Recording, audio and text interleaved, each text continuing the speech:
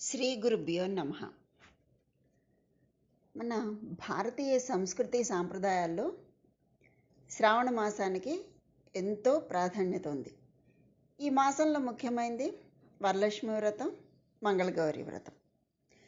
ఈ శ్రావణ మాసంలో వచ్చే 4 మంగళవారాలు మంగళగౌరిని పూజించాలి. పార్వతీదేవికి మరో పేరే మంగళగౌరి. ఈ వ్రతాన్ని ఆచరించడం వల్ల మహిళలకు సౌభాగ్యకరమైనటువంటి 5వ తనం కలకాలం నిలుస్తుందని ప్రతీతి. ఈ వ్రతాన్ని స్వయంగా శ్రీకృష్ణుడు ద్రౌపదికి వివరించినట్లు మనకి పురాణాలు పేర్కొన్నాయి. ఒకసారి ద్రౌపది శ్రీకృష్ణుని వద్దకు వెళ్ళి, అన్నా, మహిళలకు వైధవ్యం కలిగించిన వ్రతం ఏదైనా ఉంటే చెప్పు అని అడిగింది.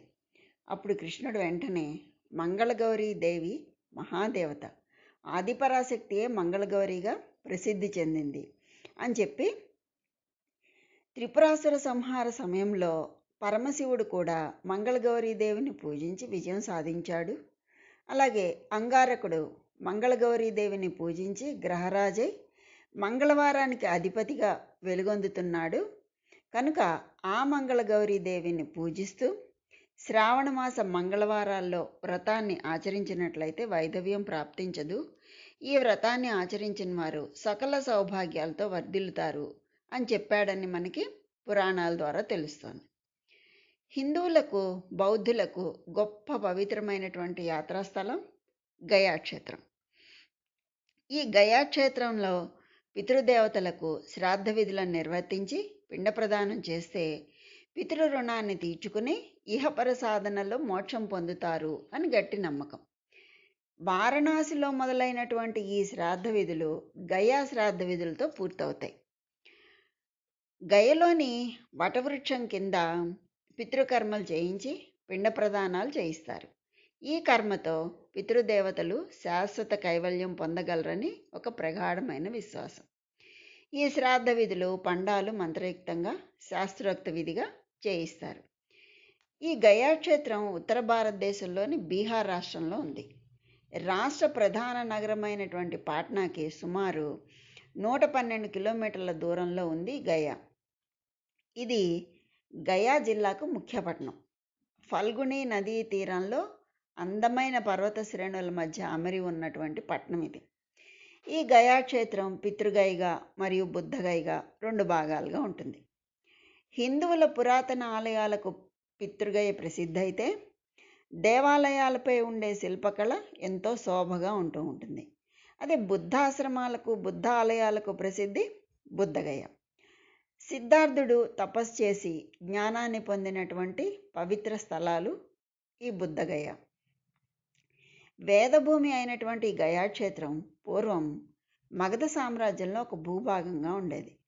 మగధ గురించి వేదాల్లో, పురాణాల్లో ఎంతో వివరంగా మనకి దాని గురించి ఉంటుంది. మగధ భూభాగంలో మౌర్యులు మరియు గుప్తుల పాలనా కాలంలో స్వర్ణయుగంగా కీర్తించబడ్డాయి.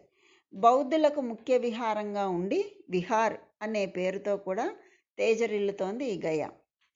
సర్వమంగళ మాంగళ్య గయా మాంగళ్య గౌరి అర్ధదా మోక్షదా దేవి అక్షయ్య ఫలదాయిని అని కొలుచుకునేటటువంటి ఈ మంగళగౌరి అష్టాదశ శక్తిపీఠాల్లో 16వ పీఠం.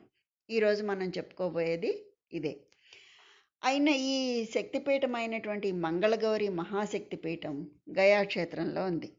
సతీదేవి యొక్క శరీర ఖండం పడి శక్తిపీఠంగా ఏర్పడింది. క్షేత్రంలోని విష్ణుపాద దేవాలయానికి సుమారు 1 కిలోమీటర్ల దూరంలో ఉన్నటువంటి నారాయణ చుహ అనే ప్రాంతంలో కొంత ఎత్తైన కొండ మీద ఈ మంగళగౌరి పీఠం ఉంది. కొండపైకి చేరడానికి మెట్ల మార్గంతో పాటు కొండ వెనక నుంచి కూడా రోడ్డు మార్గం కూడా ఉందిట. ఆటో రిక్షా, వ్యాన్లు, ట్యాక్సీలు మొదలైనవన్నీ కూడా కొండపైకి చేరడానికి వీలుగా ఉంటుందట. వెళ్ళిన వాళ్ళందరికీ ఇది బహుశా తెలిసి ఉండొచ్చు. సతీదేవి యొక్క స్తనములు పడిన చోటుగా ప్రసిద్ధి పొందింది ఇది. సుమారు 3 అడుగుల ఎత్తుగల ద్వారం గుండా గర్భగుడిలోకి ప్రవేశం దొరుకుతుంది. అమ్మవారి యొక్క స్తనములు పోలిన శిలకు పూజలు జరుగుతాయి. భక్తులు కూడా స్వయంగా పూజలు చేసుకోవచ్చట. ఇక్కడ అది చిన్న గూడులాగా ఉంటుందట. గుడిలాగా కాకుండా గూడులాగా ఉంటుందట. మనం ఇంతకు ముందు కూడా చెప్పుకున్నాం, ఇక్కడ విగ్రహం కాదు ప్రధానం, క్షేత్రం ప్రధానం. ఆ క్షేత్రమే శక్తి క్షేత్రం. శక్తిపీఠం ఉన్నది కాబట్టి శక్తి క్షేత్రం అది. మనకి ఇక్కడ ప్రధానం క్షేత్రమే, గుడి గోపురం కాదనమాట. ఈ పురాణాల ప్రకారం గయాసురుడి తలభాగం ఉండే చోటుగా భావించే ఈ క్షేత్రాన్ని శిరోగయగా కూడా పిలుస్తారు. ఇక్కడ ఉన్నటువంటి తీర్థం ఫల్గుణి నది.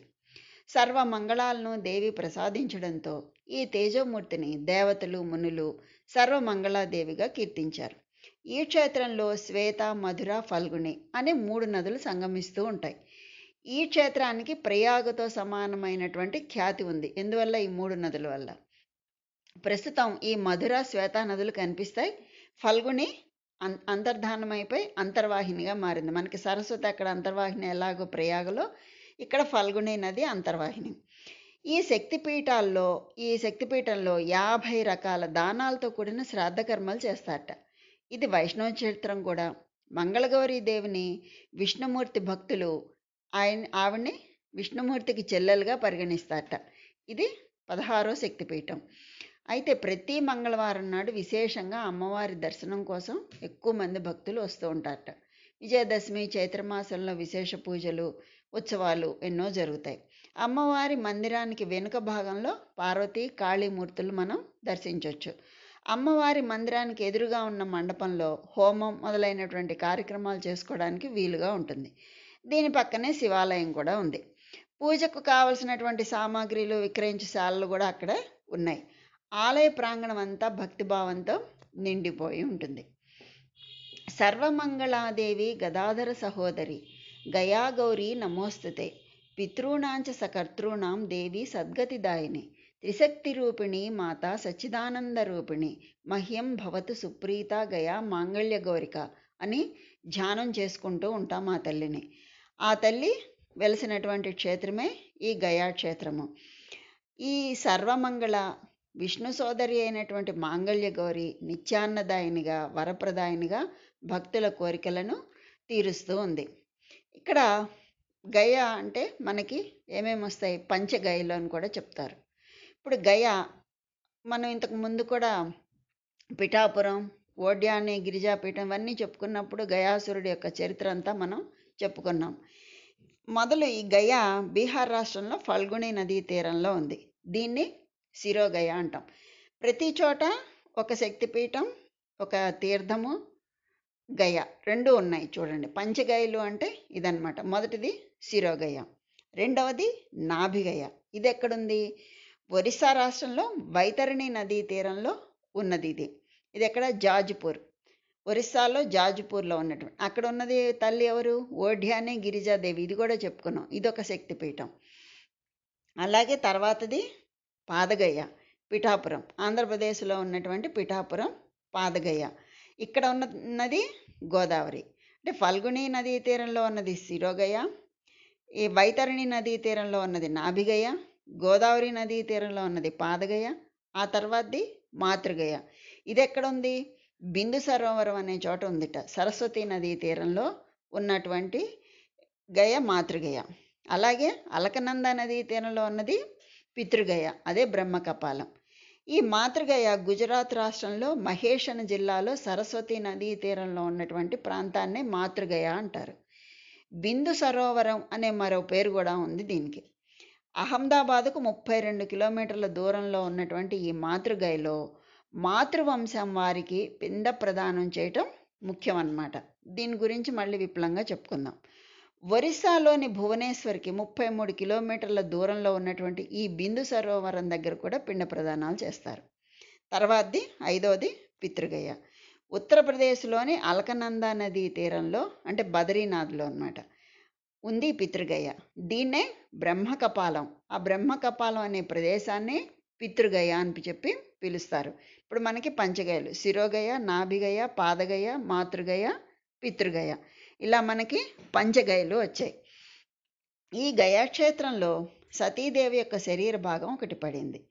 అందువల్ల ఇది శక్తి క్షేత్రంగా ఇక్కడ అమ్మవారు సర్వమంగళాదేవిగా దేవతలు మునులచే పూజింపబడుతూ ఉంది. ఇక్కడ ఉన్నటువంటి ఫల్గుణి, మధుర, శ్వేత అనే 3 నదుల సంగమమై ప్రయాగ క్షేత్రంతో సమానమైన ఫలాన్ని ఇది మనకి అందిస్తోంది. ఈ ప్రాంతానికి బుద్ధగయ అనే పేరు కూడా ఉంది అంటారు. జన్మకు ఒక్కసారైనా పితృదేవతలకు గయలో పిండ ప్రదానం చేయాలని ప్రతి హిందువు కోరుకుంటారు. ఈ గయాసురుడు అనేటటువంటి రాక్షసుడు శరీర భాగాలే తల, నాభి, పాద గయా క్షేత్రాలుగా పవిత్రత పొందింది అని మనకి పురాణ కథనం. ఇంతకుముందు అక్కడ చెప్పుకున్నాం గయాసురుడి చరిత్ర అంతా కూడా. ఇక్కడ కూడా కొంచెం వస్తుంది మనకి. ఆయన శరీరం అత్యంత పవిత్రమైనదిగా, పితృతర్పణాలతో పితృదేవతలను తరింపచేసేదిగా విష్ణు వరం ఇవ్వడంతో ఈ 3 ప్రాంతాలు కూడా పితృతర్పణాలకు అత్యంత ప్రసిద్ధి చెందాయి. ఈ దేశవ్యాప్తంగా ఉన్నటువంటి ఈ గయా క్షేత్రాలు 3. శిరోగయ, గయాసురుని తలభాగంలో ఉన్న ప్రదేశం ప్రస్తుతం ఇప్పుడు మనం చెప్పుకుంటున్నటువంటి గయ. ఈ ఫల్గుని నదీ తీరంలో కోలాహలం అనే ఒక పర్వతం ఉంది. ఆ పర్వతం మీద విష్ణు భక్తుడు అయినటువంటి గయాసురుడు అనే రాక్షసుడు ఘోరమైన తపస్సు చేశాడు. విష్ణుమూర్తి అక్కడికి వచ్చి, నీ తపస్సుకు మెచ్చి నీకు వరం ఇవ్వడానికి వచ్చాను, ఏం వరం కావాలో కోరుకోమంటాడు. అప్పుడు గయాసురుడు తన స్పర్శ చేత సర్వజీవులకు మోక్షప్రాప్తి కలుగునట్లు వరం ఇవ్వమని చెప్పి కోరుకుంటాడు. మహావిష్ణువు తదాస్తు అనే వరాన్ని ప్రసాదిస్తాడు. ఆ రోజు నుంచి పరమ పవిత్ర దేహంతో ఉన్నటువంటి గయాసురుడు స్పర్శ చేత జీవులందరూ కూడా వైకుంఠానికి వెళ్ళడంతో యమలోకంలో ఎవ్వరూ లేకపోవడంతో యమధర్మరాజుకి పని లేకుండా పోయింది. అప్పుడు యమధర్మరాజు ఇంద్రాది దేవతలందరినీ తీసుకుని విష్ణువు దగ్గరకు వెళ్ళి, ఈ గయాసురుని స్పర్శ చేత జీవులన్నీ కూడా యమలోకానికి రాకుండా వైకుంఠానికి వెళ్తున్నారు, అందువలన ఈ యమలోకం శూన్యంగా ఉంది అని చెప్తాడు. అప్పుడు విష్ణుమూర్తి బ్రహ్మతో, నీవు గయాసుడి దగ్గరకు వెళ్ళి, నేను యజ్ఞం చేస్తున్నాను, దానికి నీ శరీరాన్ని దానంగా ఇవ్వమని అడుగు అని చెప్పి విష్ణుమూర్తి బ్రహ్మతో చెప్తాడు. ఆ విష్ణుమూర్తి సలహా మేరకు ఈ బ్రహ్మదేవుడు గయాసుడి దగ్గరికి వెళ్ళి, యజ్ఞం చేస్తున్నాను అని అతని శరీరాన్ని యజ్ఞవేదికగా ఉపయోగించడానికి అతని శరీరాన్ని దానంగా ఇవ్వమని చెప్పి కోరుకుంటాడు. ఈ దైవభక్తి పరుడైనటువంటి గయాసురుడు తన శరీరాన్ని బ్రహ్మకు దానం చేస్తాడు. పేరుకు రాక్షసుడు కానీ ప్రవృత్తి రీత్యా దైవభక్తి పరుడు కనుక దానం చేశాడు. 125 యోజనాల ఎత్తు, 60 యోజనాల లావు ఉన్నటువంటి ఈ గయాసురుని పడుకోబెట్టి సర్వదేవతా ఋషులతో కలిసి గయాసురుని శరీరం మీద యజ్ఞం చేయడం ప్రారంభిస్తాడు బ్రహ్మగారు. కొంత సమయం తర్వాత గయాసురుని తల కదలటం మొదలు పెడుతుంది. అంటే వేడి ఉంటుంది కదా యజ్ఞం చేసేటప్పుడు, ఆ వేడికి తల కదులుతుంది. అప్పుడు బ్రహ్మ సమస్త దేవతలను గయాసురుని తలపై కూర్చోమని చెప్పి వాళ్ళందరినీ తీసుకొచ్చి అక్కడ కూర్చోబెడతాడు. అయినా సరే తల కదులుతూనే ఉంది. ఇక్కడ ఏంటంటే మనం ఒక్కొక్కటి అబ్జర్వ్ చేస్తే ఆయన పడుకోబెట్టి యజ్ఞం చేశాడు. అదొకటి. ఏంటి, త్రిమూర్తులు అక్కడికి వచ్చారు ఆ గయా క్షేత్రానికి. ఆ తర్వాత తల కదలడంతో సమస్త దేవతల్ని తీసుకొచ్చి తలపై కూర్చోబెట్టాడు. అంటే దేవతలందరూ కూడా మళ్ళీ అక్కడికి వచ్చేసారు. ఇప్పుడు అయినా కూడా తల కదులుతూనే ఉంది కదా, అప్పుడు ఏం చేస్తాడు, శిలారూపంలో ఉన్నటువంటి ధర్మవ్రతను తెచ్చి ఆ గయాసురుని తలపై ఉంచుతాడు. ఆ ధర్మవ్రత ఎవరనేది కూడా చెప్పుకుందాం. అయినా సరే ఆ గయాసురుడి యొక్క తల కదులుతూనే ఉంది. అప్పుడు బ్రహ్మ విష్ణుమూర్తిని ప్రార్థిస్తే విష్ణుమూర్తి గదాధరుడై వచ్చి ఆ గయాసురుని శిరస్సు మీద నిల్చుంటాడు. ఇట్లా ఒక్కొక్కళ్ళు ఆ క్షేత్రానికి వస్తున్నారు చూడండి. అప్పుడు గయాసురుని శిరస్సు నిశ్చలంగా ఉండిపోతుంది. అప్పుడు గయుడు, నా ఆరాధ్య దైవమైనటువంటి విష్ణుమూర్తి ఒక్క మాట ఆజ్ఞాపిస్తే సరిపోయేది కదా అని విష్ణుమూర్తిని ఒక్క కోరిక కోరి తను చాలించాడు. అదేంటి, గయుడి యొక్క చివరి కోరిక ఏంటంటే, అతని కోరిక మేరకు సమస్త దేవతలు గయుడి శిరస్సు ఉన్న చోటనే నివాసం ఉండేటట్లు, ఈ స్థలం గయుడి పేరు మీదే గయా అన్న పేరుతో శాశ్వతంగా ఉండేటట్లు ఆయన కోరిక మేరకు విష్ణుమూర్తి వరమిస్తాడు. ఇంతకు ముందు విధంగానే గయుడి శరీరం తాకిన వాళ్ళు మోక్షం పొందినట్లు ఇప్పటి నుండి గయలో పితృదేవతలకు పిండ ప్రదానం చేస్తే ఆ పితృదేవతలకు మోక్షం కలిగేటట్లు వరం ఇచ్చాడనమాట. అందువల్ల పిండ ప్రదానాలు అక్కడ చేస్తారు. గద వచ్చినటువంటి విష్ణుమూర్తికి అప్పటి నుంచి గదాధరుడు అనే పేరు వచ్చింది. ఆయన వచ్చి నిల్చున్న చోటనే ఆయన పాదముద్రలు అలాగే ఉండిపోయి, ఇప్పుడు కూడా విష్ణు పాదాలు కాశీ వెళ్ళిన వాళ్ళు అక్కడి నుంచి తెచ్చుకొని పూజించుకుంటూ ఉంటారు. పూజా మందిరంలో చాలా మంది ఇళ్లలో కూడా ఉంటాయి విష్ణు పాదాలు. ఆ విధంగా ఆ బ్రహ్మ యజ్ఞం పూర్తయిన తర్వాత ఈ బ్రహ్మ ఏం చేశాడు, బ్రాహ్మణులందరికీ కూడా ఎన్నో సంపదలను దానంగా ఇచ్చాడు. ఇచ్చేసి అందరూ ఎక్కడ వాళ్ళు అక్కడికి వెళ్ళిపోతారు. కొంతకాలం తర్వాత ఏమవుతుంది, ఈ బ్రాహ్మణులు ఎన్నో సంపదలు యజ్ఞంలో పాల్గొన్నటువంటి బ్రాహ్మణులందరికీ కూడా ఎన్నో సంపదలు ఇచ్చాడు బ్రహ్మగారు యజ్ఞం పూర్తయిన తర్వాత. అయినా ఏం చేస్తున్నారు, ఈ బ్రాహ్మణులు యాచనలు చేయడం ప్రారంభించారట. ఆ విషయం తెలుసుకున్నటువంటి బ్రహ్మ మారువేషంలో విష్ణుమూర్తి పాదదర్శనానికి వచ్చి ఈ బ్రాహ్మలందరూ యాచించడం చూసి కోపగించుకుని బ్రాహ్మణులందరినీ దరిద్రులవుదురుగాక అని చెప్పి శపించాట. ఈ దరిద్రులైనటువంటి బ్రాహ్మణులు తిరిగి మళ్ళీ బ్రహ్మను స్తుతి చేసి క్షమించమని వేడుకుంటారు. అప్పుడు ఆ బ్రహ్మదేవుడు దయతో ఈ గయకు వచ్చే యాత్రికులు పిండదానములు చేసి మీకు దక్షిణ దానాలు ఇస్తారు, వాటితో జీవితం గడపమని చెప్పి అంతర్ధానం అయిపోయాడు ఆ బ్రహ్మగారు. ఇది మనకి పురాణాల ద్వారా తెలుస్తున్నటువంటి కథ. అయితే ఆ తల కదలకుండా ఉండడానికి ధర్మశిలను పెట్టాడు కదా. ధర్మశిల ఎవరు? అంటే ధర్మవ్రత అనే శిలను పెట్టాడు కదా. ఆ ధర్మవ్రత ఎవరు అంటే ధర్మరాజు కుమార్తె. ఈ ధర్మవ్రత బ్రహ్మ మానస పుత్రుడైనటువంటి మరీచి మహర్షి భార్య. ఒక రోజున మరీచి మహర్షి ధర్మవ్రతతో నేను కొంచెం విశ్రాంతి తీసుకుంటాను, నువ్వు నా పాదాలు ఒత్తుతూ ఉండమని చెప్పి ఆయన నిద్రపోతాడు. మరీచి మహర్షి నిద్రిస్తూ ఉండగా ఆ బ్రహ్మదేవుడు వాళ్ళ ఆశ్రమానికి వచ్చాడు. ఆ బ్రహ్మగారు ఎవరు? ఈ మరీచి మహర్షికి తండ్రే కదా, మానసపుత్రుడు కదా మరీచి మహర్షి. అంటే ఈ ధర్మవ్రతకి మామగారు అనమాట. ఆ ధర్మవ్రత ఏం చేస్తుంది, మామగారు అయినటువంటి బ్రహ్మదేవుడు వచ్చాడు కదా అని చెప్పి ఆయనకి అతిథి మర్యాదలు చేయడానికి అక్కడి నుంచి లేచి వచ్చి ఆయనకి అతిథి మర్యాదలు చేస్తుంది. ఈ నిద్ర లేచినటువంటి మరీచి తన పాదాల దగ్గర ధర్మవ్రత లేనందుకు కోపించి పతి ఆజ్ఞను మీరినందువల్ల నువ్వు సెలవైపోదుగాక అని చెప్పి శపిస్తాడు. ఈ మామగారికి మర్యాదలు చేయటం తన ధర్మం అని తెలిసి నేను లేచాను కనుక నేను ఏ తప్పు చేయలేదు, అందువల్ల ఈ శాపం అనుభవించాల్సిన అవసరం లేదు అని చెప్పి ఆ ధర్మవ్రత పతిని వదిలి తపోవనానికి వెళ్ళి విష్ణుమూర్తి గురించి ఘోరంగా తపస్సు చేయడం ప్రారంభించింది. తపస్సు చేస్తూ ఉంది. కొంతకాలానికి శ్రీ మహావిష్ణువు ప్రత్యక్షమై వరం కోరుకోమంటే ధర్మవ్రత పతి శాపాన్ని తొలగించమని కోరుకుంటుంది. ఆ తర్వాత అప్పుడు శ్రీ మహావిష్ణువు మహర్షుల శాపాలను నేను తొలగించలేను, అనుభవించాల్సిందే, కనుక ఇంకేదైనా వరం కోరుకోమని చెప్పి అడుగుతాడు. నేను శిలలో పవిత్రమైన దానినిగాను సర్వదేవతలతో సహా నా మీద నివాసం ఉండేటట్లు చెయ్యమని చెప్పి నన్ను ఎవరు స్పృశించినా మోక్షం కలిగేటట్లు వరం కోరుకుంటుంది ఆ ధర్మవ్రత. తదాస్తు అని చెప్పి చెప్తాడు శ్రీ మహావిష్ణువు. ఇప్పుడు నువ్వు నీ తండ్రి ఇంటి దగ్గరే ఉండు అని చెప్పి చెప్తాడనమాట.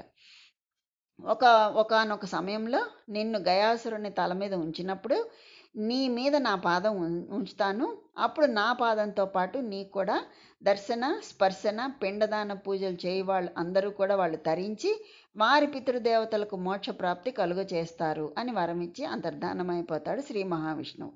ఆ శిలగా ఉన్న ధర్మవ్రతను గయుని తలపై ఉంచి దానిపై విష్ణుమూర్తి స్వయంగా వచ్చి నిల్చుంటాడనమాట ఈ సమయంలో. ఇప్పుడు విష్ణు పాదగైలో ఉంది గయాసురుని శిరస్సు. ఆ శిరస్సుపై ఉన్నటువంటి ధర్మవ్రత శిల, ఆ శిలపై గదాధరుడైనటువంటి శ్రీ మహావిష్ణు పాదాలు అన్నీ కూడా పూజలు అందుకుంటూ ఉన్నాయన్నమాట. అయితే ఈ సతీదేవి వక్షస్థలం ఈ క్షేత్రంలో పట్టం వలన ఇది పాలనాపీఠంగా ప్రసిద్ధి చెందిందట. ఇక్కడ ఉన్నటువంటి అమ్మవారి ఆలయం చాలా చిన్నది. మనం ఆలయంలోకి ప్రవేశించే ద్వారం కూడా చిన్నదిగా ఉంటుందట. అమ్మవారి గర్భాలయానికి ముందు ఒక చిన్న గది ఉంటుంది. అది దాటి లోపలికి వెళ్తే అమ్మవారి అంతరాలయం ఉంటుంది.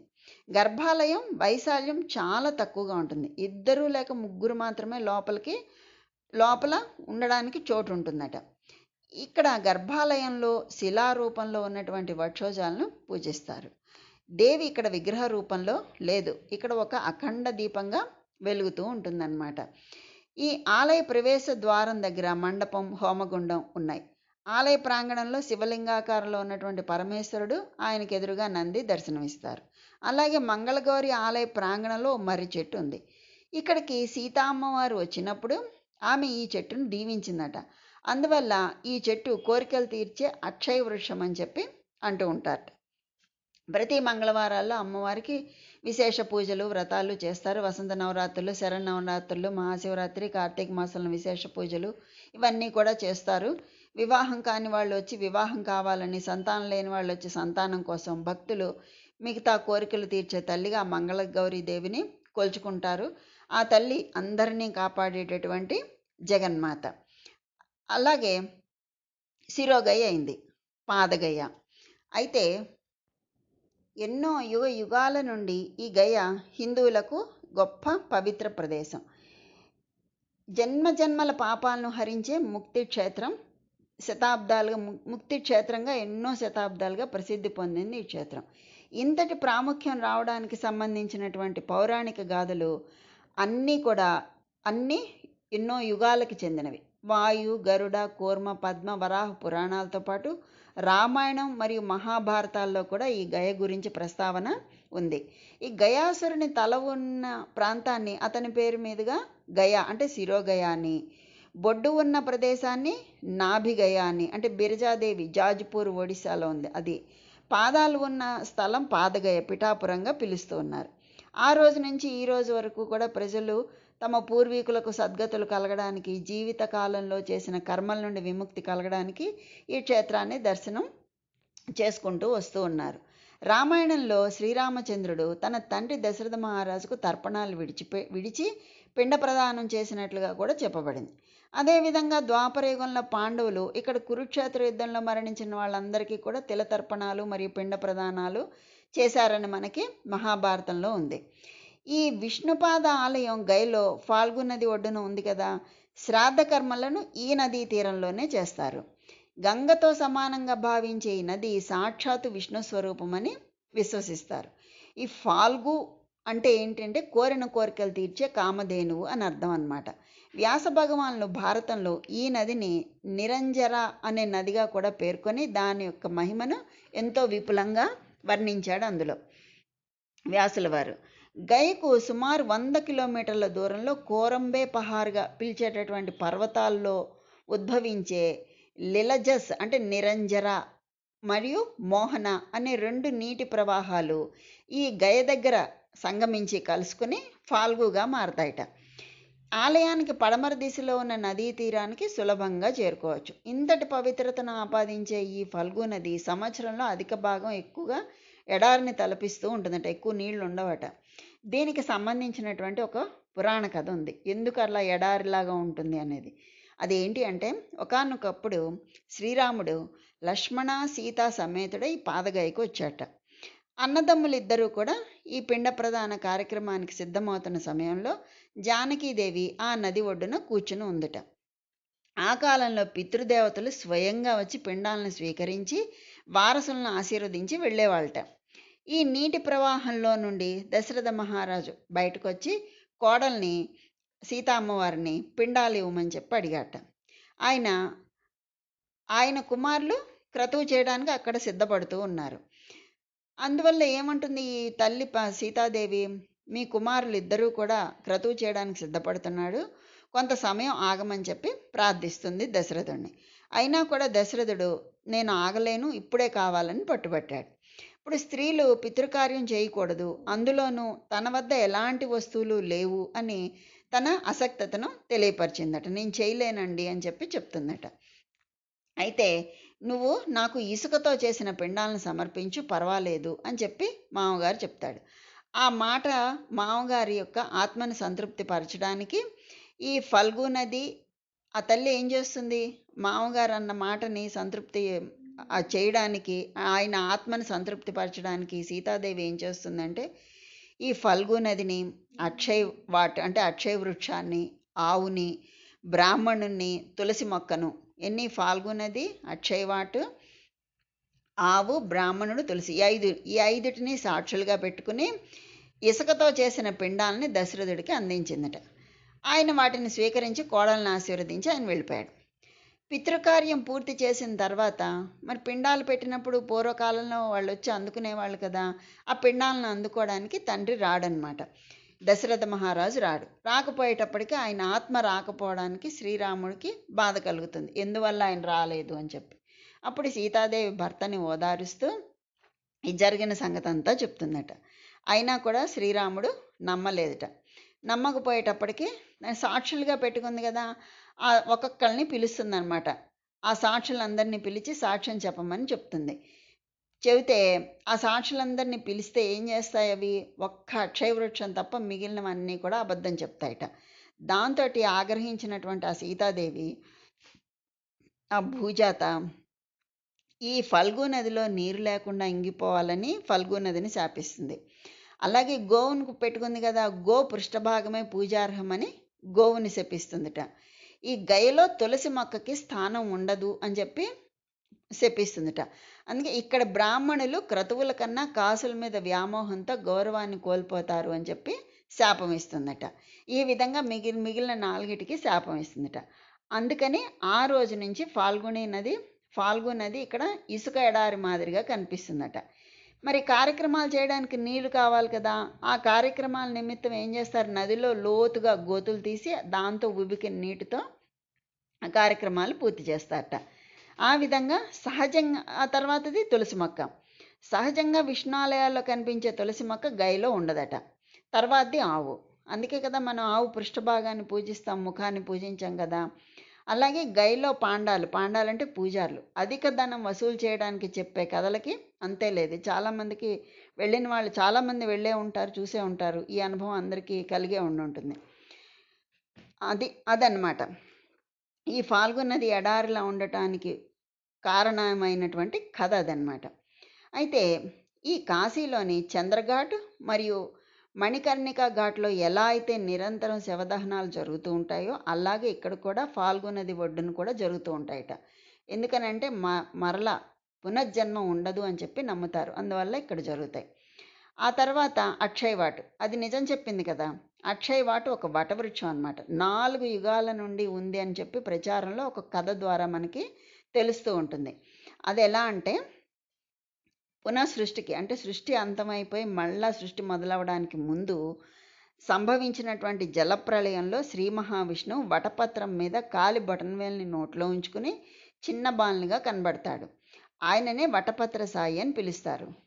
నాడు ఆయన శయనించినటువంటి పత్రము ఈ వృక్షానికి చెందినది అని చెప్పి మనకి ఒక కథ తెలుస్తుంది. అందుకే అది అక్షయవాట్ అని పేరు ఆ వృక్షానికి వచ్చిందనమాట. అంటే పితృరుణం తీర్చుకునే కార్యక్రమాల్లో కొంత ఇక్కడ కూడా నిర్వహిస్తూ ఉంటారట. అలాగే త్రేతాయుగానికి ముందు నుండి ప్రజల్లో ఎంతో విశేష ఆదరణ కలిగినటువంటి విష్ణుపాద ఆలయాన్ని మొట్టమొదటి ఎవరు నిర్మించారో మనకు తెలియదు, కానీ ఈ ప్రాంతాల మీద ఆధిపత్యం పొందినటువంటి ఒక్క రాజవంశం ఆలయాభివృద్ధికి కృషి చేశారని తెలుస్తోంది. పాత ఆలయాన్ని పునర్నిర్మించి ప్రస్తుత రూపంలో మనకు అందించింది మాత్రం ఇండోర్ మహారాణి అహల్యాబాయి హోల్కర్. ఆలయానికి వెళ్ళే మార్గంలో ఆమె పాలరాతి విగ్రహాన్ని కూడా ఉంటుంది. దాన్ని ఎంతో ఆవిడ గౌరవంగా దాన్ని అక్కడ ఉంచారు. అలాగే యాత్రికుల సౌకర్యార్థం నిర్మించిన వసతి గృహానికి కూడా ఆ తల్లి పేరే పెట్టారు. ఈ విగ్రహం పక్కనే తెలుగు వాళ్ళ కోసం తెలుగువారు ఏర్పాటు చేసినటువంటి మంగళగౌరి బ్రాహ్మణ నిత్య అన్నదాన సత్రం కూడా ఉందిట అక్కడ. ఆలయానికి కొంచెం దూరంలో ఉండే స్వాగత ద్వారం దగ్గర నుండి నిలువుగా ఉండే విమాన గోపురం, గుమ్మటంలా కనిపించే ముఖమండపాలు మనకి ఆహ్వానం పలుకుతున్నట్టుగా ఉంటాయి. ఇంకా ఇక్కడ కుడి పక్కన ఉన్నటువంటి చిన్న గుట్ట మీద కామాఖ్యాదేవి మందిరం ఉందిట. ఆలయం వెలుపల ఎక్కువగా రంగులు, కార్యక్రమాలకు కావలసినటువంటి వస్తువులన్నీ కూడా అక్కడ అమ్ముతూ ఉంటారు. ప్రవేశ ద్వారానికి పైన దశావతార రూపాలను ఎంతో సుందరంగా మలిచారు. అవన్నీ కూడా మనం అక్కడ చూడొచ్చు. ప్రాంగణం అంతా కూడా ఎన్నో రకాల విష్ణు రూప శిల్పాలు కనబడుతూ ఉంటాయి. చూడగానే తెలిసిపోతున్నవి చాలా పురాతనమైనవి అని. అంత అద్భుతమైనటువంటి క్షేత్రం అది. ఆ తర్వాత ఆలయం నుండి నదీ తీరానికి వెళ్ళే దారిలో ఈ అక్షయవట్ దాటిన తరువాత శ్రీ గదాధురుని మందిరం, ఆ పక్కనే సాక్షి వేణుగోపాల స్వామి సన్నిధి వస్తాయి. ఆ తర్వాత శ్రీ గణపతి, నారసింహ, కైలాసనాథ, శ్రీ గౌరీ ఉపాలయాలు కూడా ఉంటాయి. అంటే ప్రధాన గర్భాలయం మధ్యలో ధర్మశిలగా పిలువబడే రాతి మీద సుమారు 16 అంగుళాల పొడవు, 6 అంగుళాల వెడల్పుతో శంకు చక్ర ముద్రలతో దర్శనమిస్తుంది మనకి విష్ణుపాదం. చుట్టూ వెండితో ఒక హద్దులాగా నిర్మించారు. భక్తులు నేరుగా తాకి పూజలు అవి చేసుకోవచ్చట. పూజలు, అభిషేకాలు స్వయంగా చేసుకోవచ్చు ఆ పాదాలకి. గర్భాలయ అంతర్గోడల్లో వినాయకుడు, శ్రీ మహావిష్ణువు, నారసింహుడు, మహాలక్ష్మి, మహేశ్వరుడు, పార్వతీదేవి మొదలైనటువంటి దేవీ దేవతా రూపాలన్నీ కూడా అక్కడ మనం దర్శించుకోవచ్చు. ఆలయానికి దగ్గరలో శ్రీరామసాగరం, శ్రీ దక్షిణార్క కుండం, వైతరణి లాంటి కోనేరులు కూడా ఉన్నాయి. ఇవన్నీ కూడా భక్తుల పాపాలను ప్రక్షాళన చేసేవిగా మనకి ఎన్నో పురాణ గ్రంథాల ద్వారా తెలుస్తూ ఉంటుంది. అయితే అసలు పిండ ప్రదానం గయకు ఈశాన్యంలో 10 కిలోమీటర్ల దూరంలో ఉన్న ప్రేతశిల వద్ద జరిపించాలట. ఇక్కడ ఉన్నటువంటి బ్రహ్మ పుష్కరంలో స్నానం ఆచరించి వారి బ్రహ్మహత్యా పాతకాన్నైనా హరించుకుపోతుందట. అంటే ఈ బ్రహ్మ పుష్కరంలో స్నానం ఆచరించిన వారి బ్రహ్మహత్య అంటే ఆ ఏ పాతకమైనా పోవడం కాదు, బ్రహ్మహత్యా పాతకాన్నైనా కూడా హరించుకుపోతుందట ఆ బ్రహ్మ పుష్కరంలో స్నానం ఆచరిస్తే. కాకపోతే అక్కడ ఎవరు చేయటం లేదు, అంతా ఫల్గుణి నది ఒడ్డునే చేస్తారట. పితృరుణం తీర్చుకోవడానికి దేశం నలుమూలల నుండి యాత్రికులు ప్రతి నిత్యం గయకు తరలి వస్తూ ఉంటారు. భక్తి శ్రద్ధలతో పితృదేవతలకు తర్పణాలు, పిండదానాలు చేస్తారు. అన్ని హిందూ పర్వదినాల్లో విశేషమైనటువంటి పూజలు జరుగుతాయి ఈ క్షేత్రంలో. ఆలయానికి దగ్గరలో ఉన్న మంగళగౌరి ఆలయం శక్తిపీఠాల్లో ఒకటి. ఇక్కడ పాపపుణ్యాలను లెక్కరాసే చిత్రగుప్తుడి ఆలయం కూడా ఉందిట. అలాంటి పురాతన ఆలయాలు కూడా చాలా అక్కడ కనబడతాయి. ప్రధాన మందిరానికి సమీపంలో ఉన్నటువంటి దక్షిణార్క మందిరం అంటే సూర్యుడి మందిరం అన్నమాట, తప్పక చూడవలసింది. ఇంకొక ముఖ్యమైనది ఏంటి అంటే ఇక్కడ మనం చేసే పితృకార్యాలకు సాక్షిగా పురాణాలు పేర్కొన్న ప్రపితామహేశ్వర మందిరం కూడా చూడవలసిందే. పితామహ, ప్రపితామహ అని చెప్పుకుంటాం కదా, తండ్రి, తాత, ముత్తాత, ఇలాగా ఆయన ప్రపితామహేశ్వరుడు. ఆ ప్రపితామహేశ్వరుడి మందిరం కూడా చూడదగింది. విష్ణుపాద ఆలయ విమానం పైన ఉన్న బంగారు కలశం మరియు పతాక దర్శనాలు కూడా మోక్షదాయకాలని మనకి పురాణ గ్రంథాలు చెప్తూ ఉన్నాయన్నమాట. ఎన్నో మోక్షాన్ని ఇచ్చే తీర్థక్షేత్రం ఈ గయ.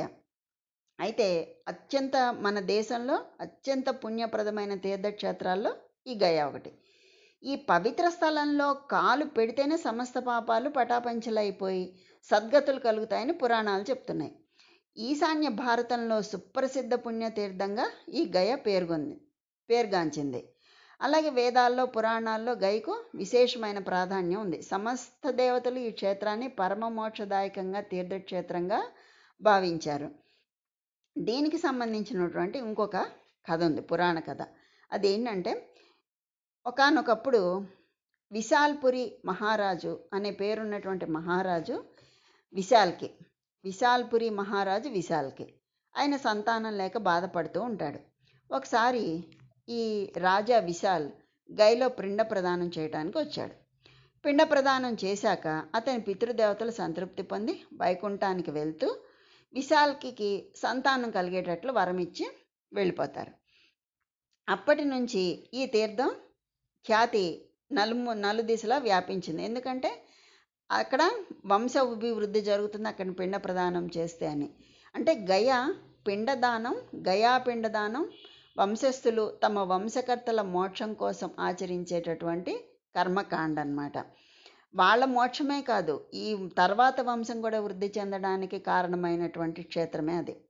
ఆశ్వీజ మాసం కృష్ణపక్షం మొదటి రోజు నుంచి అమావాస్య వరకు మొత్తం 15 రోజులు వాళ్ళు అంటే పితృదేవతలు భూలోకంలో ఉంటారని పురాణాలు చెప్తున్నాయి. దీన్నే పితృపక్షం అంటారు. అదే మహాలయ పక్షం. మనకి నిన్నటితో పూర్తయింది కదా, అందుకని మనం అనుకోకుండా ఆ అమ్మవారు మనకి ఈ మహాలయ పక్షం చివరి రోజు, ఆశ్వీజ మాసం మొదటి రోజు వచ్చేలాగా దీన్ని మనకి అందించింది. తీసుకొచ్చి ఈ గయా క్షేత్రాన్ని ఇక్కడికి పెట్టిందనమాట ఆ తల్లి. ఇదంతా కూడా ఆ అమ్మవారి లీలే. ఈ గయలోని అక్షయ అనే వటవృక్షం ముల్లోకాల్లోనూ పవిత్రమైనదిగా ఖ్యాతి పొందింది. ఈ అక్షయ వృక్షం సమీపంలో సమర్పించేవన్నీ కూడా అక్షయమై శాశ్వతంగా నిలుస్తాయిట. ఎవరైతే ఇక్కడ ఫల్గు నదిలో స్నానం చేసి పితృదేవతలకు తర్పణాలు ఇస్తారో వాళ్ళకి అక్షయలోకాలు సిద్ధించడమే కాకుండా మొత్తం వారి వంశాన్నంతా ఉద్ధరించిన వాళ్ళు అవుతారనమాట. అంత గొప్ప క్షేత్రం ఇది. అలాగే ఈ గయలో చేసే పితృకర్మల్లో ముఖ్యంగా 3 పద్ధతులు ఉన్నాయి. అవి ఏంటంటే, ఒక్క రోజులోనే శ్రాద్ధ కర్మలన్నింటినీ సంపూర్ణంగా ముగించడం ఒక పద్ధతి. 7 రోజుల పాటు శ్రాద్ధ కర్మలు చేయటం రెండో పద్ధతి. 17 రోజుల పాటు జరిగేది మూడో పద్ధతి. అంటే శ్రాద్ధ కర్మల్లో పిండ ప్రదానమే ప్రధానం. ఎవరి శక్తి మేరకు వారు ఇక్కడ పిండదానం చేస్తూ ఉంటారు. గయకు కొద్ది దూరంలో ప్రవహిస్తున్నటువంటి నది పున్పుస్.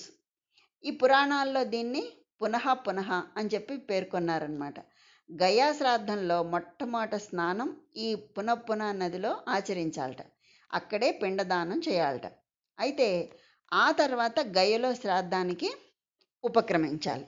ఒక్క రోజులోనే శ్రాద్ధ కర్మలన్నీ ముగించుకోదలిచిన వారు ఈ పున్పూసలో స్నానం చేసి పిండదానం చేసి గయకు వస్తారనమాట. ఈ ఫల్గు నదిలో విష్ణుపదిలో అక్షయ వృక్షం దగ్గర పిండ ప్రదానం చేస్తారు. దీనికే గయా శ్రాద్ధం అని పేరు అనమాట. గయ కన్నా ముందు పున్పూసి నది వద్ద పిండదానం చేయాలన్నది నిబంధన. అయితే గయ వెళ్ళి మొదట ఫల్గులో స్నానం చేయాలి.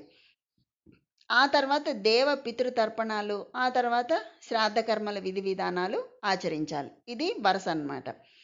రెండో రోజు ప్రేత పర్వతం దగ్గర స్నానం చేసి పిండదానం చేయాలి. పితృదేవతలకు పిండదానం చేసినప్పుడు వాటిని తినడానికి రాక్షసులు వస్తారని, పిండంలోని తిలలను చూసి వారు పారిపోతారని భావిస్తారు. తిలలు అంటే నువ్వులు, అందువల్ల వాటికి నువ్వులు కలిపి పెడతారనమాట. దేవాది దేవుడైనటువంటి శ్రీ మహావిష్ణువు పాదం మోపిన పవిత్ర స్థలం విష్ణుపద్. గయాసురుని శరీరంపై విష్ణుమూర్తి పాదం మోపిన భాగం కదా ఇది. గయలోకెల్లా పవిత్రమైన దేవాలయంగా విష్ణుపద మందిరం ప్రఖ్యాతి చెందింది. 100 అడుగుల ఎత్తైన ఈ మందిరాన్ని 225 సంవత్సరాల క్రితం రాణి అహల్యాబాయి నిర్మించిందట. గర్భగుళ్ళను ఒక శిలపై విష్ణుమూర్తి 13 అంగుళాల పాదచిహ్నం ఉంటుంది. ఈ పాదచిహ్నాన్ని చందనంతో తులసి దళాలతో పూజిస్తారు. ఈ ఆలయ ప్రాంగణంలోనే ఇతర దేవీ దేవతల విగ్రహాలన్నీ కూడా ఉన్నాయి. అందుకే ప్రథమ భాగం గయాసిర్ అంటారు. అంటే ఈ గయాసురుని శిరస్సు ఇది ఒక కోసు దూరం విస్తరించి ఉంది అని చెప్తారు. అంటే గయాసురుని శరీర క్షేత్రంలో శిరోభాగంగా భావిస్తారనమాట. ఇక్కడ పిండదానం పరిసమాప్తి చేస్తారు. అంటే గయాసిర్ వేదిక సమీపంలో అద్భుతమైనటువంటి అమ్మవారి విగ్రహాన్ని మన్కృష్టాదేవిగా పూజిస్తారు ఇక్కడ. అలాగే ఈ క్షేత్రంలోని మాంగళ్యగౌరి అమ్మవారు కొలువై ఉన్నారు. అందుకనే ఈ సతీదేవి స్థనం పడిన చోటుగా 16వ శక్తిపీఠంగా దీన్ని కొలుస్తున్నారు. సరే, ఇది ఇలా ఉంటే 2500 సంవత్సరాల క్రితం గౌతమ బుద్ధుడు ఇక్కడ ఒక కొత్త అధ్యాయానికి శ్రీకారం చుట్టాడని ప్రతీతి. బుద్ధుని శిష్యులు ఇక్కడే ఓ విహార్ని ఏర్పాటు చేశారని చెప్తారు. ఆ విహారే కాలక్రమంలో బీహార్గా మారి చారిత్రక ప్రాధాన్యతని సంతరించుకుంది. అయితే మనం ఆ 3 గయలు చెప్పుకున్నాం కదా. పంచగయలో శిరోగయ, నాభిగయ, పాదగయ చెప్పుకున్నాం. మిగిలిన ఇంకా 2 ఉన్నాయి కదండి, మాతృగయ, పితృగయ. మరి అవి కూడా చెప్పుకుంటేనే కదా పూర్తవుతుంది. సరే, ఇప్పుడు మనం అక్కడి నుంచి మాతృగయకు వద్దాం. అయితే సిద్ధపూరు గుజరాత్ రాష్ట్రంలో ఉత్తరాన పటాన్ జిల్లాలో ఉందిట. ఈ గుజరాత్లో ఉన్నటువంటి సిద్ధపూర్నే మాతృగయ అంటారు. ఈ మాతృగయ చాలా విశేషవంతమైనటువంటి ప్రదేశం. ఎందుకంటే ఇక్కడ గంగా సరస్వతి నదుల సంగమ ప్రదేశం ఉంది. సిద్ధపూరు పవిత్రమైన స్థలమని, శ్రీస్థల్ అని కూడా భావిస్తారు. పురాణ కాలం నుంచి కూడా ఈ ప్రదేశం గురించి ప్రస్తావన ఉంది. పురాణ ప్రకారం, అంటే మనకు పురాణాల ప్రకారం దదీచి మహర్షి తన అస్థికలను ఇంద్రుడికి సమర్పించిన ప్రదేశంగా ఇది అని చెప్తారనమాట. ఆయన వజ్రాయుధానికి ఇస్తాడు కదా ఎముకల్ని. పాండవులు కూడా ఇక్కడికి వచ్చినట్లు చెప్తారు. ఋగ్వేదంలో కూడా దీన్ని ప్రస్తావన ఉంది. అయితే ఇక్కడ ఉన్నటువంటి స్థల పురాణం ఏమిటి అంటే, బ్రహ్మమానస పుత్రుడైనటువంటి కర్దమ మహర్షికి మనువు పుత్రిక అయినటువంటి దేవహూతికి వివాహం జరిగిన చోటు ఇదే అని చెప్తారు. వీళ్ళకి 9 మంది పుత్రికలు. వీరిని 9 మంది మహర్షులకి ఇచ్చి వివాహం చేశారు. వీళ్ళ పుత్రికలలో అనసూయ కూడా ఉంది. ఈ 9 మందిలో అనసూయ కూడా ఒక ఆవిడ. అంతేకాదు, ఈ దంపతులు అంటే అత్రి అనసూయలు చాలా కాలం తపస్సు చేసి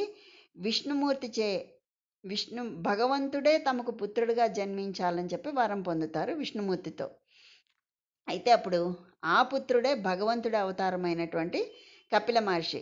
విష్ణు నాలాంటి పుత్రుడు ఎలా వస్తాడు, నేనే పుత్రుడిగా వస్తాను అని చెప్పి కపిల మహర్షిగా జన్మిస్తాడనమాట విష్ణుమూర్తి. 16 ఏళ్ల వయసులో కపిల మహర్షి తన తల్లికి వివరించినటువంటి సంఖ్యాశాస్త్ర సూత్రాలే కపిల గీతగా ప్రసిద్ధి చెందింది.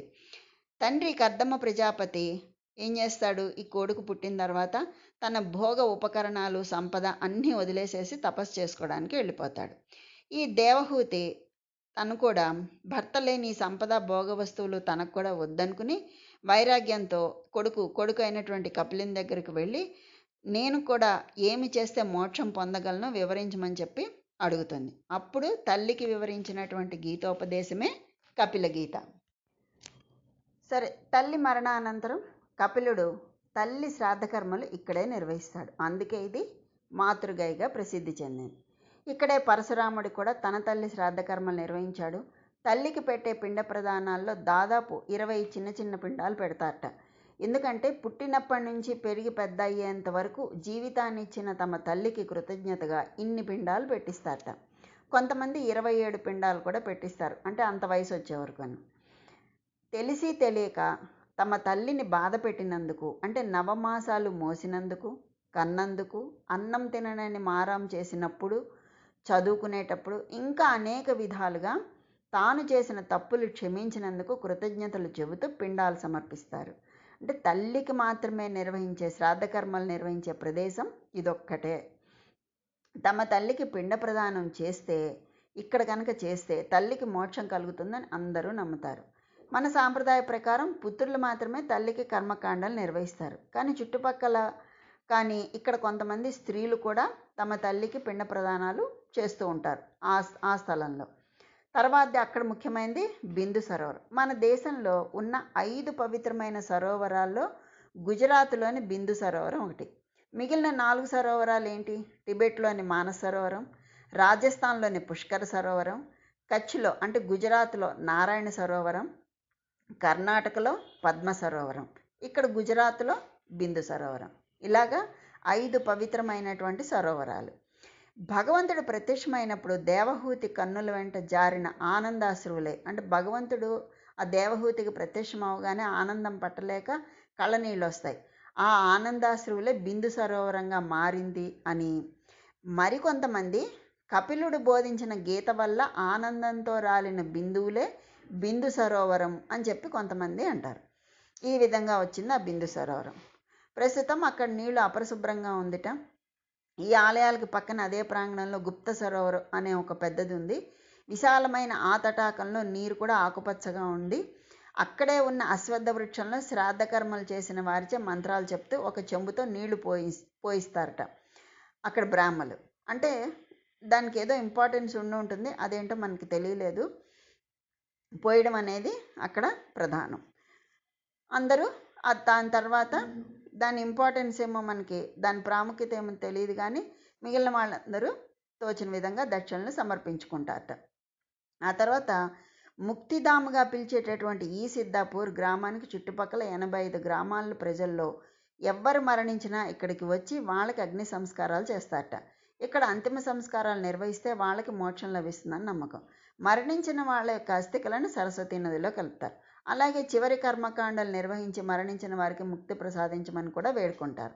ప్రతి ఏటా వేలాది మంది తమ మాతృమూర్తులకు శ్రాద్ధకర్మలు నిర్వహిస్తూ ఉంటారు. గంధర్వ శ్మశానం అని కూడా పిలుస్తారు ఇక్కడ శ్మశానాన్ని. ఉజ్జయిని, కాశీ, ప్రయాగల్లో కూడా ఇటువంటి ముక్తిధాము ఉందిట. సరే, ఈ ఆలయానికి వెళ్ళడానికి అన్ని రకాలైనటువంటి ట్రాన్స్పోర్ట్ ఫెసిలిటీ, రవాణా సౌకర్యాలు ఉన్నాయి. ఈ బిందు సరోవరానికి చుట్టూ కపిల, దేవహూతి, కర్దమ మహర్షి, శివుడు, పార్వతి, గణపతి ఈ ఆలయాలన్నీ కూడా ఉన్నాయట. ఆ దగ్గరలోనే సత్యనారాయణ మందిరం, కృష్ణుడి ఆలయం, బాలాజీ మందిరం, ఇంకా ఎన్నెన్నో చిన్న చిన్న ఆలయాలన్నీ ఉన్నాయి. తర్వాత అక్కడి నుంచి మనం పితృగయకు వద్దాం. ఈ బ్రహ్మదేవుడు, పితృగయ అంటే ఏంటి? బ్రహ్మకపాలం అని చెప్పుకున్నాం కదా అలకనంద నది ఒడ్డున. అంటే బ్రహ్మదేవుడు అంటే ఏంటి? 4 తలల రూపమే మనకు గుర్తొస్తూ ఉంటుంది బ్రహ్మదేవుడు అనగానే. చతుర్ముఖుడు అంటాం కదా. కానీ ఈ 4 తలలు 4 వేదాలకు ప్రతిరూపం అని చెప్పి కొందరు అంటారు. అలాగే 4 దిక్కులకి ఆధారం అని ఇంకొందరు అంటారు. కానీ బ్రహ్మదేవుడికి సంబంధించిన 4 తలలకి సంబంధించినటువంటి కొన్ని ఆసక్తికరమైనటువంటి కథలు ఉన్నాయి. ఇవన్నీ మన పురాణాల్లో ఉన్న కథలే అన్నమాట. అవి ఏంటంటే ఒక్కొక్కటి క్లుప్తంగా చెప్పుకుందాం. పూర్వం బ్రహ్మ శతరూప అనే ఒక స్త్రీమూర్తిని సృష్టించాడు. శత అంటే 100, రూప అంటే రూపాలు. అంటే 100 రకాలైన రూపాలను ధరించగలిగినటువంటి ఆ శతరూపని చూడగానే సాక్షాత్తు ఆ బ్రహ్మదేవుడికే మతి చెల్లించింది. తను సృష్టించిందే, అంటే కూతురుతో సమానమైందనమాట. అంటే కూతురుతో సమానురాలు అన్న విషయాన్ని కూడా గ్రహించకుండా ఆ బ్రహ్మ చూపు ఆమె మీదే నిలిచింది. ఆమె 4 దిక్కులు, అంటే అలా సంచరిస్తూ ఉంటుంది కదా, 4 పక్కల 4 ముఖాలు ఉన్నాయి కదా, ఆమెనే గమనిస్తూ ఉండేవాడు. గమనించేందుకు బ్రహ్మకు 4 తలలు వచ్చాయి. వీటికి తోడు ఆ శతరూప 100 రకాలైన రూపాలు ధరిస్తుంది కదా, ఆ శతరూప ఊర్ధ్వముఖంగా, అంటే పైకి పయనించేటప్పుడు ఆమెను చూస్తూ ఉండేందుకు 5వ తల కూడా వచ్చిందట. అప్పుడు ఎప్పుడూ ఆమెనే చూస్తూ ఆనందిస్తూ ఉండేవాడు ఈ బ్రహ్మగారు. ఇదంతా గమనించినటువంటి ఈశ్వరుడు ఊరుకుంటాడా పరమేశ్వరుడు? బ్రహ్మ చేస్తున్న పనికి తగిన శిక్ష విధించాలనుకున్నాట. వెంటనే శివుడు తన త్రిశూలంతో ఆ బ్రహ్మదేవుని 5వ శిరస్సును ఖండించేశాట. అలా ఖండించినటువంటి ఆ శిరస్సు బ్రహ్మ కపాలం బదరీనాథ్ క్షేత్రం దగ్గర పడింది అని చెప్పి నమ్ముతారు.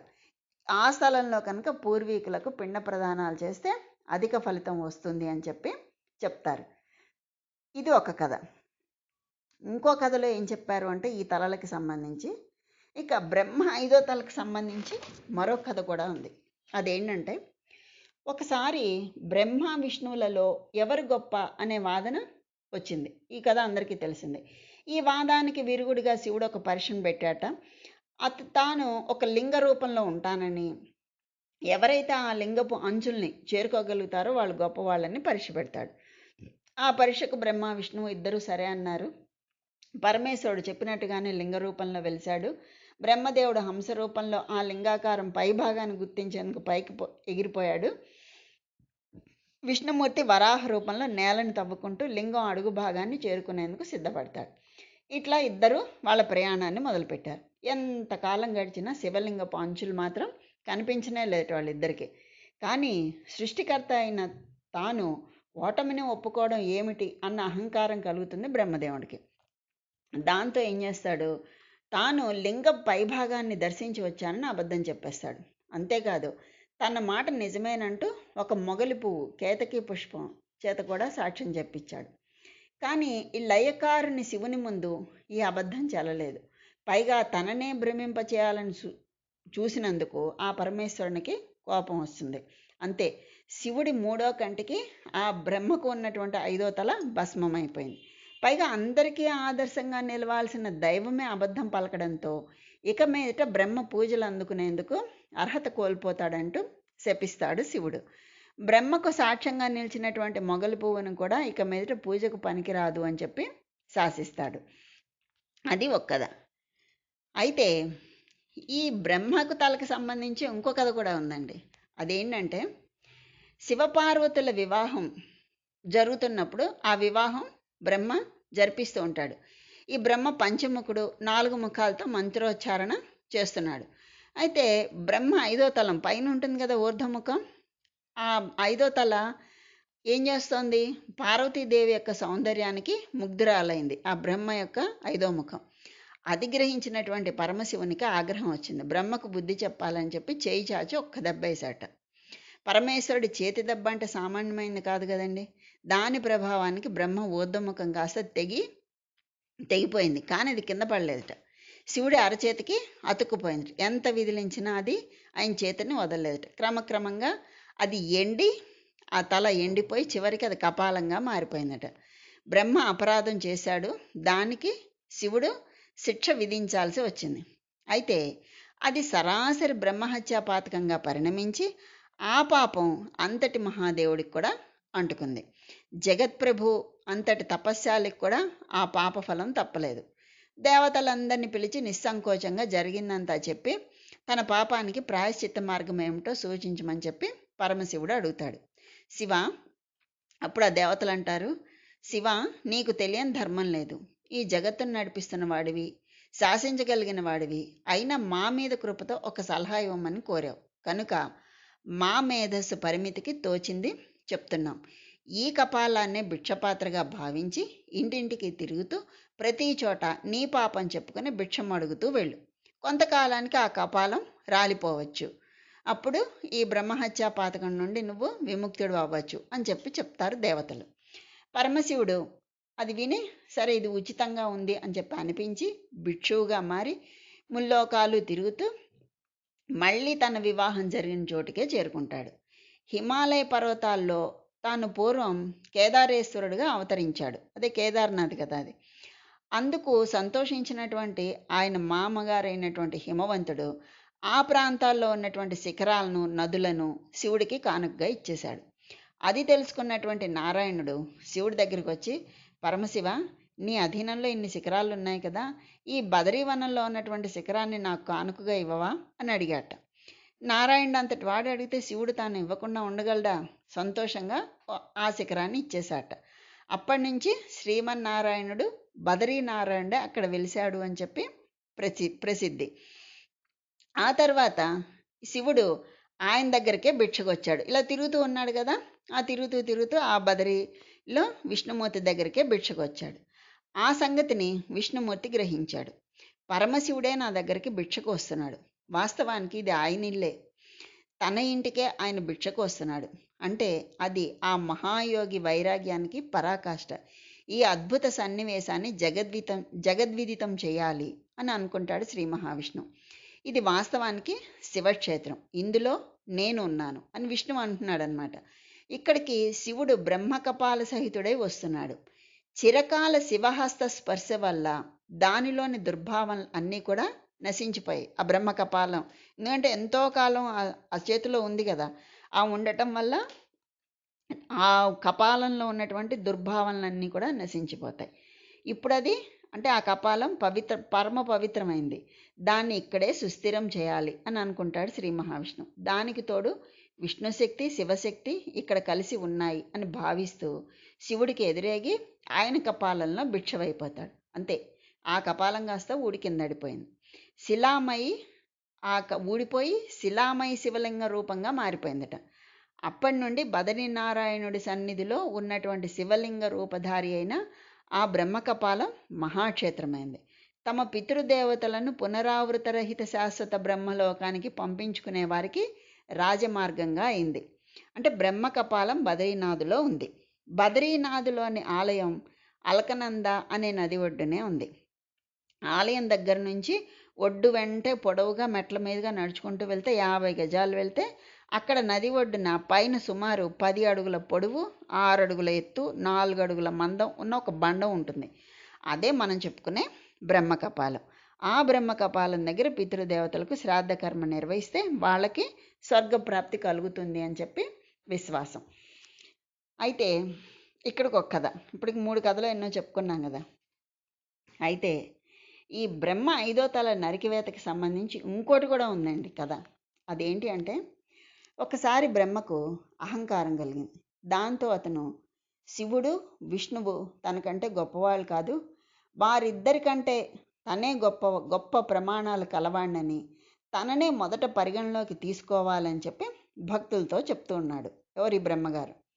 ఆయన తన ముందు వారి పాత్రలు ఏమీ లేదని, నా ముందు వాళ్ళ పాత్ర ఏమీ లేదని చెప్పి చెప్తున్నాడు. కానీ బ్రహ్మ సృష్టికర్త అని చెప్పాడు. ఇది విన్న బ్రహ్మభక్తులు వినయంగా, అవును మీరే అత్యధికులు అని చెప్పి అన్నారు. అయితే బ్రహ్మభక్తులు విష్ణు తార్కికతతో ఏకీభవించలేదు. వాళ్ళు విష్ణువు అన్నది బ్రహ్మతో చెప్పారు. అప్పుడు బ్రహ్మ విష్ణువు పోట్లాడుకోవడం ప్రారంభించారు. వాళ్ళకి వివాదం ఎంతకీ తెగటం లేదు. ఆ సమయంలో శివుడు అటువైపుగా ప్రయాణిస్తూ వెళ్తున్నాడు. విష్ణువు చివరకు నువ్వు నేను కాదు శివుడు గొప్పవాడని, నువ్వు నేను కాదు శివుడు గొప్పవాడని చెప్పి చెప్తాడు. ఈ వాదన అంటే శివుడు అటుగా వెళ్ళడం చూసి విష్ణువు ఏం చేస్తాడు, ఇంకా చివరికి ఆ బ్రహ్మగారితో వాదించకుండా నువ్వు నేను కాదు శివుడు గొప్పవాడు అని చెప్పి చెప్తాడు. శివుడు విష్ణువు ప్రకటనకు గర్వంగా ఫీల్ అవుతాడు. కానీ బ్రహ్మ గట్టిగా శివుడిని వ్యతిరేకిస్తాడు.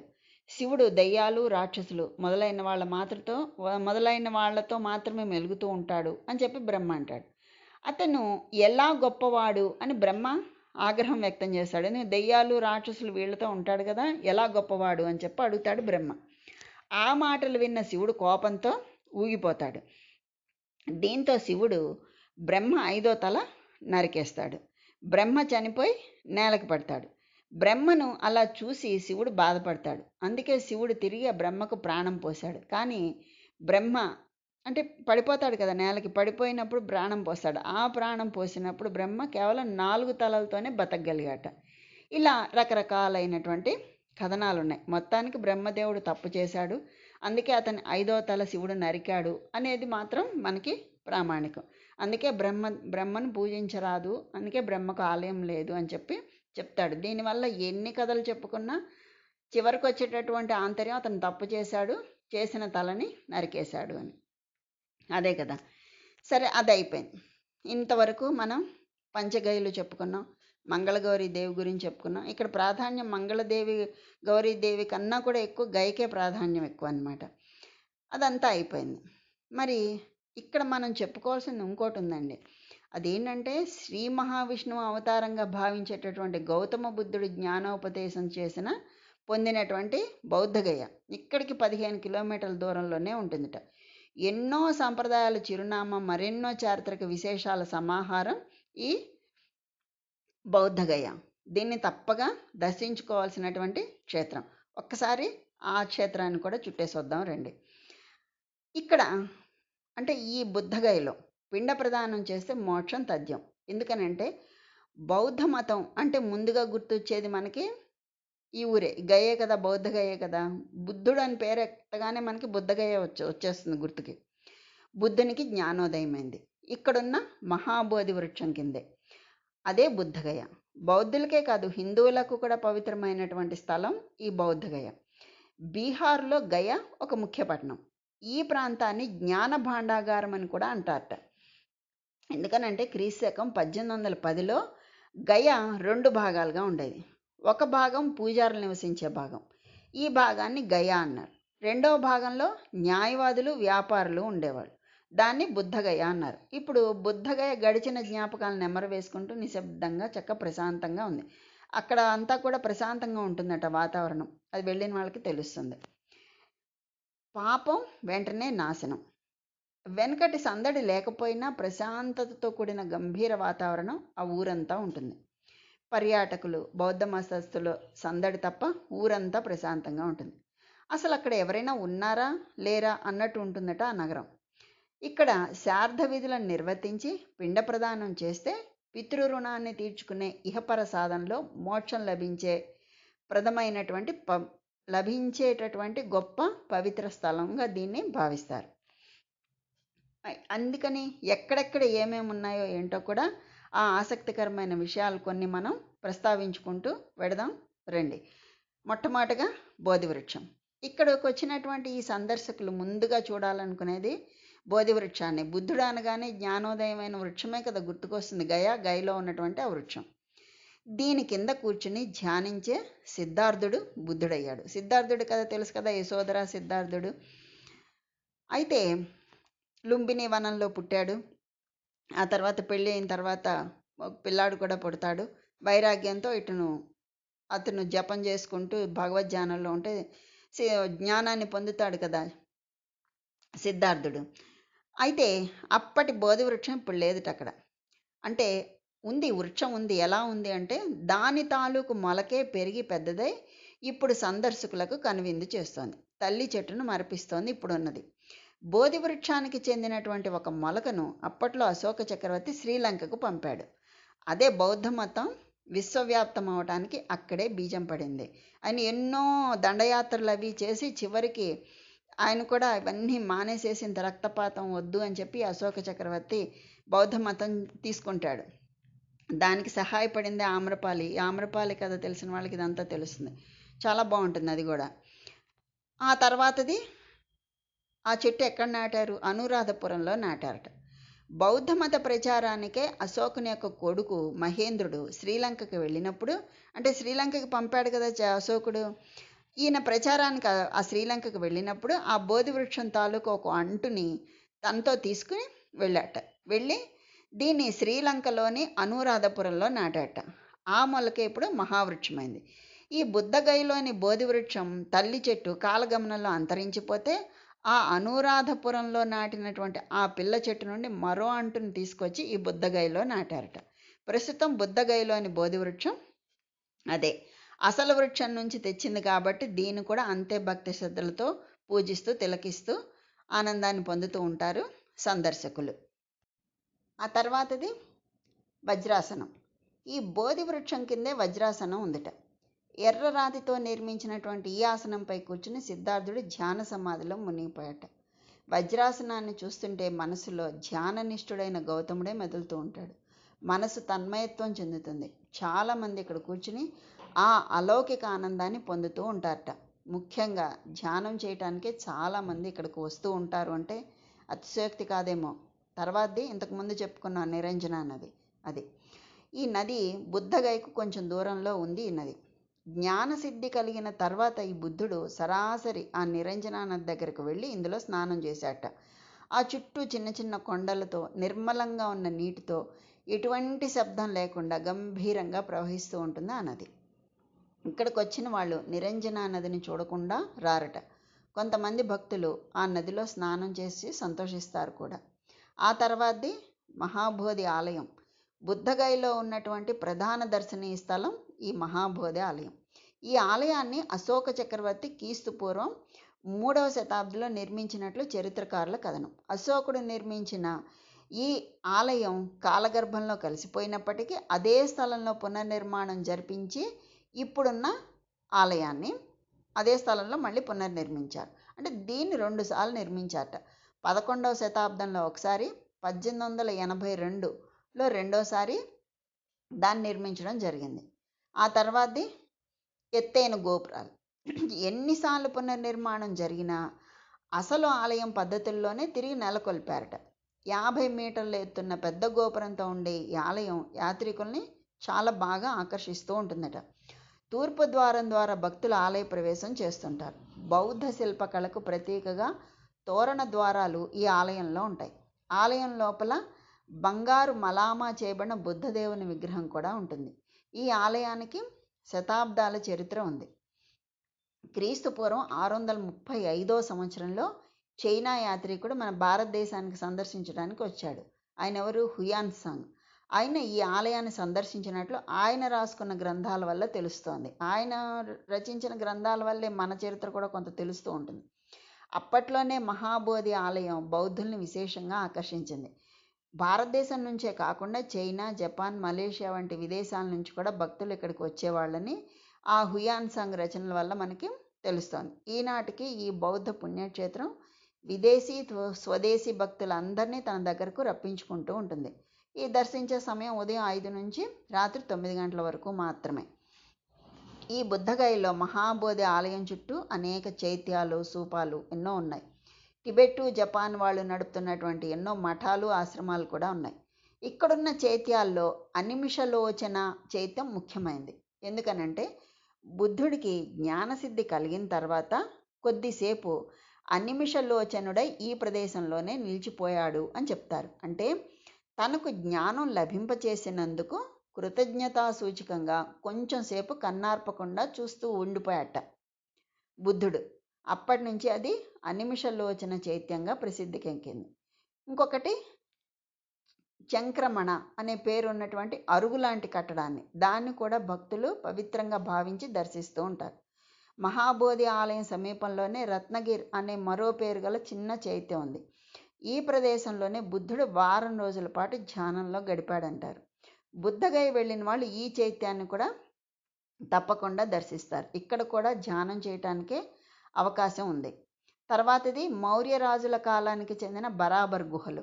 దేశంలోని అతి పురాతన రాతి కట్టడం. ఈ బరాబర్ వద్ద ఉన్న ఎక్కువ గుహలు ఎక్కువగా మెరుగుపెట్టిన అంతర్గత ఉపరితలం ప్రతిధ్వని ప్రభావంతో పూర్తిగా గ్రానైట్తో మలచబడి 2 విభాగాలను కలిగి ఉంటుందట. పురాతన కాలంలో చాలా అరుదైన ఉత్తమ వంపులు కలిగిన గుహలలో కరణ్ చౌపర్, లోమస్ రిషి, సుధామ, విశ్వజోప్రి అనే 4 గుహలు ఉన్నాయి. ఇవన్నీ కూడా రాతి కట్టడాలే. తర్వాతది వీటికి మహాకాల గుహలు అని కూడా పేరున్నాయి. వీటికి దుంగేశ్వరి అనే గుహాలయాలు ఉన్నాయి అక్కడ. వాటికి మహాకాల గుహలు అనే పేరుందట. పర్యాటకులు నిర్మలత్వానికి, ప్రశాంతతకు అన్వేషణలో ఈ దుంగేశ్వరి ఆలయానికి వస్తారట. ఈ గుహాలయాలు గౌతమ బుద్ధుడు ఎట్టకేలకు జ్ఞానాన్ని పొందిన బుద్ధగయలో దానిని అమలు చేయటానికి వెళ్లే ముందు ఇక్కడే తపస్సు చేశాట, ఈ గుహేశ్వర ఆలయంలో. ఇది హిందూ బౌద్ధ విగ్రహాల 3 ప్రధాన గుహలను కలిగి ఉంటుంది. ఈ గుహలను అటు బౌద్ధులతో పాటు హిందువులు కూడా భక్తి శ్రద్ధలతో దర్శించుకుంటూ ఉంటారు. అంతే, ఇన్ని గొప్ప విశేషాలు ఉన్నటువంటి దీన్ని ఎప్పుడు చూడాలట? ఏ సమయం మంచిది అంటే అక్టోబర్ నుంచి మార్చి వరకు యాత్రికుల సీజన్ అట. ఈ కాలంలోనే ఎక్కువ మంది యాత్రికులు బుద్ధగయను దర్శించడానికి వస్తూ ఉంటారు. మే నెలలో యాత్రికుల రద్దీ పెరుగుతుంది. బుద్ధ పూర్ణిమ నాటికి బుద్ధగయ భక్తులతో కిటకిటలాడుతూ ఉంటుందట. త్రిపీఠకములతో ఊరు మారుమోగిపోతూ ఉంటుంది. మే నెల 9వ తేదీ బుద్ధుడి యొక్క జన్మదినం, బుద్ధ పౌర్ణమి అంటారు కదా. ఈరోజు కనీసం భక్తులంతా కూడా ఆతురతతో ఆ రోజు కోసం ఎదురు చూస్తూ ఉంటారు. ఆనాటికి బుద్ధగయ చేరుకోవాలని చెప్పి అందరూ ఆరాటపడుతూ ఉంటారు. అటువంటి గొప్ప క్షేత్రము ఈ గయ. ఈ గయ గురించి ఇన్ని విశేషాలు ఉన్నాయన్నమాట. ఎందుకని? అక్కడ ఉన్నటువంటి నది, పరమేశ్వరుడు, త్రిమూర్తులు, సకల దేవతలు అక్కడే కొలువై ఉన్నారు. ఎన్నో పవిత్ర నదులు, తీర్థాలు ఉన్నాయి. అంతకన్నా మించినటువంటి మహాశక్తిపీఠం, 16వ పీఠం అయినటువంటి మాంగళ్యగౌరి అక్కడే వెలిసింది. ఇన్ని విశిష్టతలు ఉన్నాయి కాబట్టి ఈ గయా క్షేత్రం అంత పవిత్రమైనటువంటి క్షేత్రంగా, అన్ని క్షేత్రాల్లోకి పవిత్రమైన క్షేత్రంగా ప్రసిద్ధికెక్కింది. అన్ని పురాణాల్లోనూ, రామాయణం, భారత, భాగవత ఇతిహాసాలు అన్నిట్లో కూడా ఈ గయా యొక్క ప్రస్తావన మనకి ప్రతి చోట వస్తూనే ఉంటుంది. అంటే ఇది అన్నిటికన్నా కూడా అత్యుత్తమమైనటువంటి పవిత్రమైనటువంటి క్షేత్రం అన్నమాట. ఈ విధంగా మనం ఈ గయా క్షేత్రాన్ని మనం ఈరోజు చెప్పుకున్నాం. ఆ మాంగళ్య గౌరి గురించి చెప్పుకున్నాము. ఆ తల్లి యొక్క, ఆ మంగళగౌరి యొక్క మంగళాశాసనాలు అందరికీ కలగాలని కోరుకుంటూ స్వస్తి.